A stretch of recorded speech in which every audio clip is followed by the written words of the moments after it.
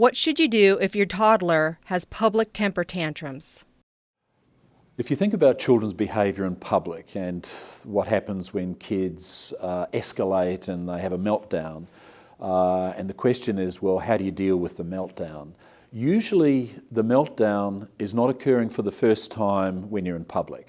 It's often occurred at home. So one of the keys for dealing with behaviour issues in public is to deal with them well at home. So if you've got a routine for managing temper outbursts at home, then a child is much less likely to be throwing tantrums in public anyway.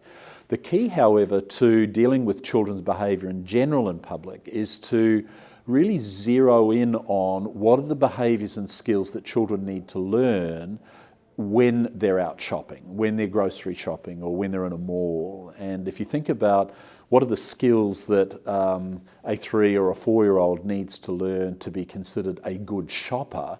Now, a good shopper will do things like stay close, use a pleasant voice, do as they're told, not ask for things that, or demand things, or escalate for things that have already been discussed as not being possible on this particular trip. So the discussion of some basic ground rules before you get into the store is helpful.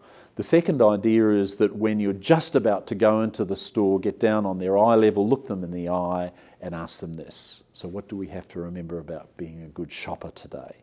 And so to the extent that children are able to tell you what it is they're about to do, you can go into the store, you treat every aisle as a challenge. If they stay close, they're doing as they're told, using a pleasant voice, lots of descriptive praise and encouragement for doing the right thing. They get to the end of the aisle, sticker on the hand. A sticker for every aisle they get through where they're observing the rules of being a good shopper, then perhaps a little treat or reward at the end. But they will have earned it through being a good shopper.